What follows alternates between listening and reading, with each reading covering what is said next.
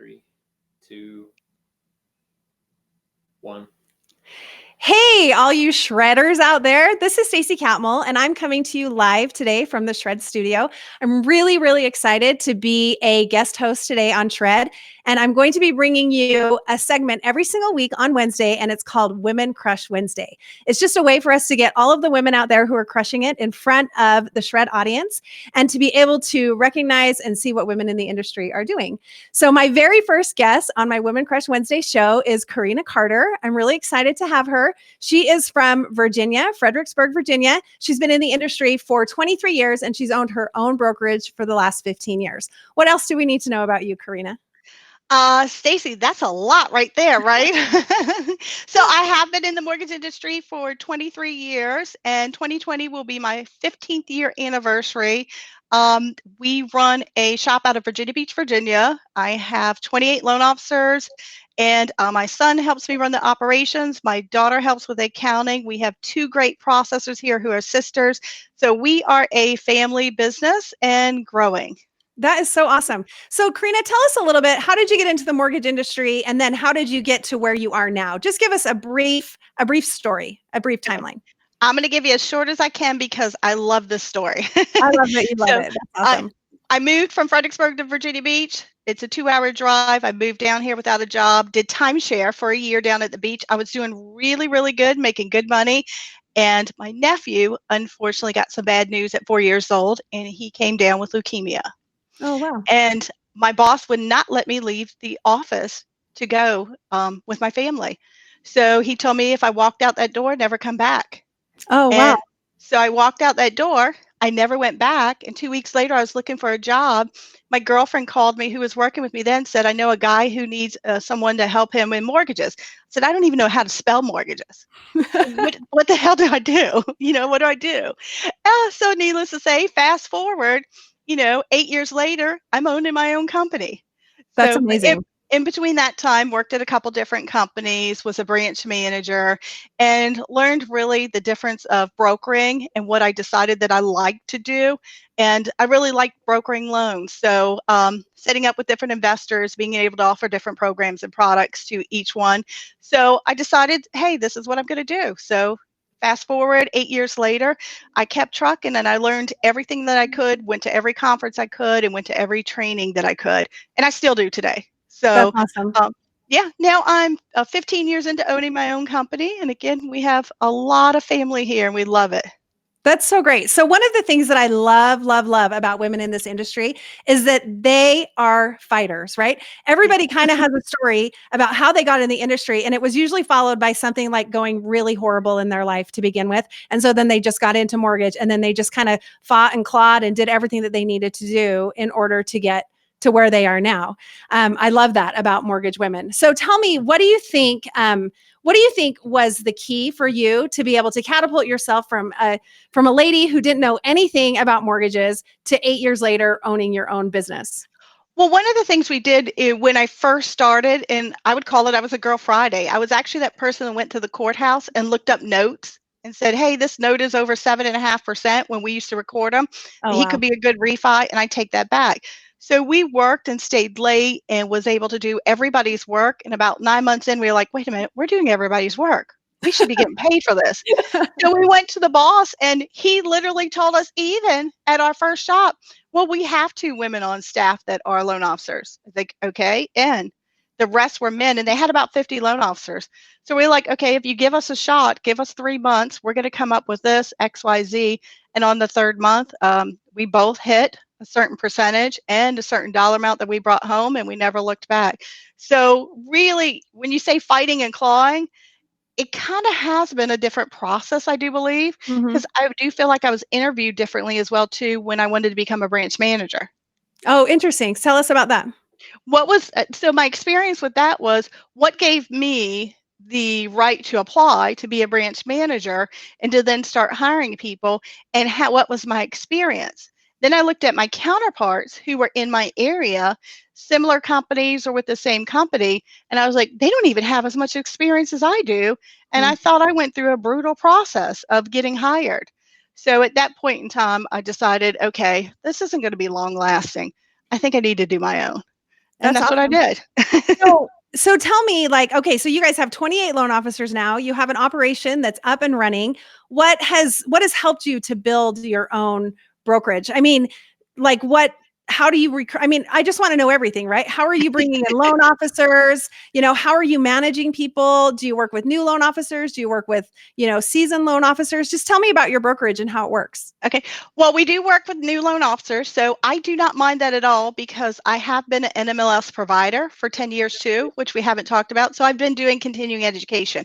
So when the mortgage crashed in 2009, I created my own course to be able to go out there and teach people how to do what we do.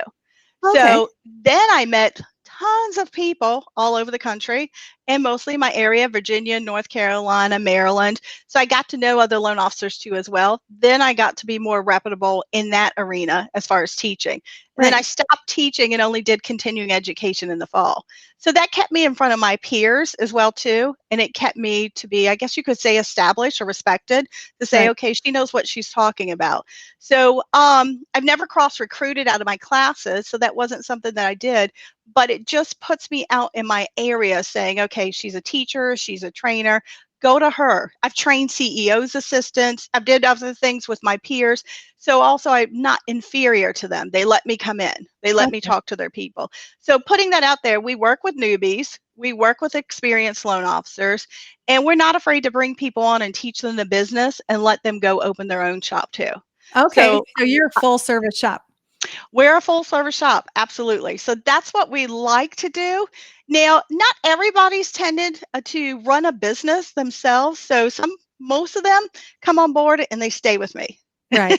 Yeah. Not everybody So wants to do what you're yeah, doing. That's for and sure. it's not that they can't. It's just, I mean, who wants to do what we do on a daily basis? Accounting and MLS reporting, compliance, Right. um, calling 5 listing agents. Who else wants to do that? I don't So want to do it. Um, So I want to go back to new loan officers. So, because we probably have some new loan officers who are in the group, right? And then we also have people who are trying to build new loan officers. So, when new loan officers come into your company, what is the first thing you tell them to do to go out and build business?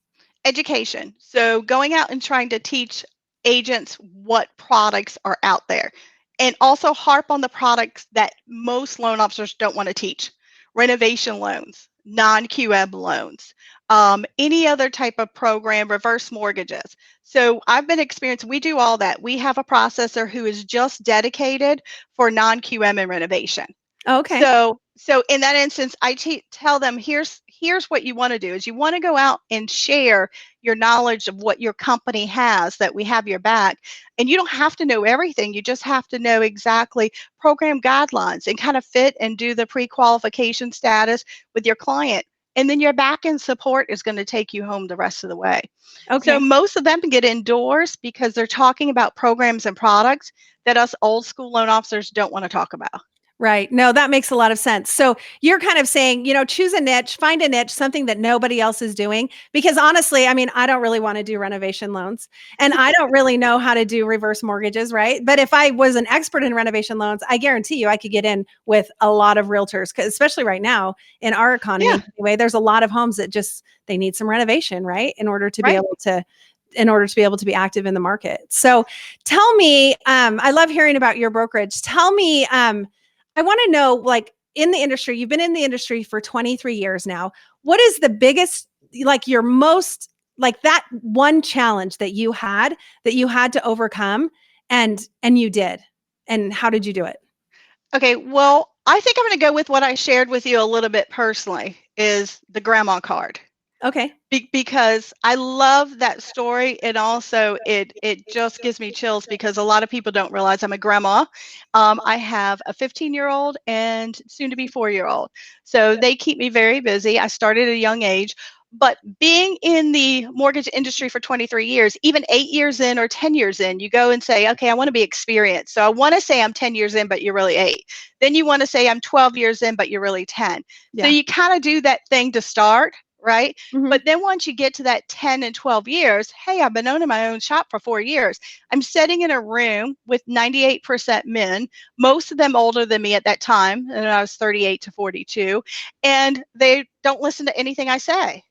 And then one time I was at a networking event with mostly all white older male bankers, and they're like talking shop, and I'm just sitting there like looking goofy. And then I go, okay, oh my gosh, this is my grandson. I may have to pick him up from daycare. And they're like, Grandma, your grandma? And every dude started talking to me. Really? Isn't that So interesting? so after that, in my classes, everything else I do, I open up most of my classes, I open up to most of my clients in my interviews, even my people I hire, anybody else. Most of the time I pull the grandma card and I talk about being a grandma. And it demanded respect. Because if you think of the word grandma, they say, okay, who's your grandma? Your grandma was your most respect level that you think you could think of. So Yeah. I don't know, but it's odd. It worked for me because I was talking to one of my friends one time and saying, do I got to wear a flower dress and a little bonnet hat or something like that to get some respect in this industry? Because, Yeah. back then, about 15 years ago, there wasn't many of us, especially not owning our own shop. Oh, yeah, So, for and sure. so then a couple years in after I became a grandma, I had to use that word and I was like, oh God, this works. So Well, because go ahead. overcoming being the only woman in the room has been a lot to me. And it took me almost probably 12 years in, if not 14 of my 23 years to figure out where that balance was. And now That's 23 really years in, interesting. you want to go back and say I'm only 15 because now everybody knows how old I am. So true. I think that as women, so I hear this a lot, right? I love the women in this industry. I think they're so amazing. But you know what? I also think that the guys are really great in the industry too. Like Sure. we all have our own thing that we need to bring. And I think that in like corporate America or whatever it is, there's so many women who are out there who are just trying to be men. And Yeah. I think that like that's why I love the grandma card. Like whoever you are, like own that. And Yeah. if you're a woman, then use those natural abilities and talents and things that you have to help you in situations and to help you overcome things. I think it's brilliant. I think it's wonderful that people know that you're a grandma and that they respect that and that you're really proud of that because it's an amazing thing Yeah. for sure. And it helps as far as talking to someone on a level that they want to listen and respect you on. Now I don't have as much of a problem than I did 15 or that's because it's 23 years later. Yeah. But it is different when you're halfway through your career. How do you gain that respect that you Right. want in a mostly male dominated industry? Right, exactly. So tell me, we've just been friends for just a few weeks on social media, but your social media always just stands out to me because I think you do a really good job of combining your personal life with your business life and then just really being authentic and showing your personality. And for those of us who were at the AIM conference, the last month, Gary Vee sat up there and told us either you're on social media or your business is dead. So I think there's a lot of us out there who are trying to figure out the social media thing and put ourselves out there. So do you have a strategy behind your social media or are you just like, you know what, I am who I am. This is what I do. I actually don't, but I do love the fact that because I do work with family, that I do have to post about family. Mhm. So I don't really hide that feature, like saying, hey, this is what we do. And it's not always rosy here at the office, but I do like that balance. So I think social media, by giving some of the family information, by giving some of the actual work information, it also, for some reason, creates some balance up here to me Right. because I don't really have a whole lot of separation from work and home. and we could talk about that later. And Yeah. that's a tough spot. So on social media, it kind of gives me that balance that I'm not looking for. And that may be something just that I go through that because that's how I do. So I don't think it's really a strategy. I think for me, it's just a personal preference that, I like talking about both. I give it like a little happy medium about both and it makes me feel good, brings me down to like, hey, I love my people here, I love my home here, but at the same time we live together, we work together, and I say some other things we do together, but so we have to create a little bit of balance, and social media just gives me that, and I'm getting better at it. I'm trying to get better about talking. Ever since, give us more information about work, give us more information about work. So I'm trying to do better about that. So no strategy for real. Well, one of the things that I love about your social media is that you always come off as very happy and very energetic. And I think that I think that in and of itself is really important in social media. Sometimes, we're getting on there and we're doing videos or doing whatever it is, and we're so nervous and we're so scared, but just putting a smile on your face and just being yourself. I just really like your authenticity on social media. I think you're doing a great job. Oh, thank you. I don't have that energy every single day, but I try. I mean, my whole office is word art. So if you ever Oh, come yeah. here, see, we've got it. So there's no way you can walk in the door to our office and not have a positive attitude. Now, do we have our trying times? Yes. Are we not that fake social media family out there? No, because I mean, I want to put it out there that nobody's perfect, Right. and we're not perfect. But I do want to create that balance between the two. So That's I awesome. appreciate you watching.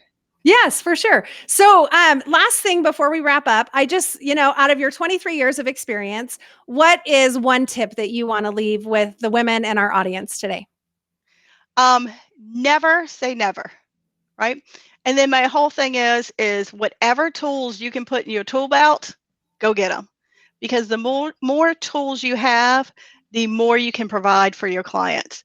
So whether it be from products to interest rates to different agents to new hires to old, our oldies in the business, whether it be any of that, just never say never. Just keep moving and I mean, keep reaching because it's obtainable. I mean, I'll just share real quick. I mean, Yeah. 7 years ago, we were in a slumlord office and we had to catch rats after 2008. Oh, 7 years wow. later, we own the building we're in. So don't say never, just keep Amazing. going. Me and my son did a video. I don't know if that's one of the ones you watched, but he talked about, and I was like shocked he remembered where I made him slice legal paper into letter paper. That was real that month. Do you know what I'm saying? Yeah. That was real that month. We argued all weekend about him not cutting the damn paper. So that was real. I mean, and then I just looked the other week and we said 7 years later, we own our home. We own our office. We own our home we work in that we walk into every single day.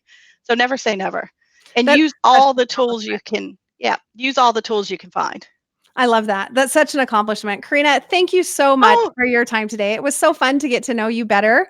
Oh, you too, Um, Stacy. I appreciate it. I thank you so much for having me, and I thank you for watching me. It makes me feel so good that someone out there is saying, "Hey, this grandma's doing okay for herself." Well, and I want to just kind of make a challenge out there to the women in the industry. Like, pay attention to the other women in your industry. Like their posts, comment on it. I just feel like there's so much business out there, right? And we might as well just be supporting one another. And we can't always support everybody, but we can support the girls in the industry. So Absolutely. yeah. So Absolutely. thanks so Thank much for you. your time. I appreciate it. And we will have another segment of Women Crush Wednesday next Wednesday. So I hope you'll join us for that. And if you're interested in being on the Women Crush Wednesday show, then feel free to reach out to me. Thanks.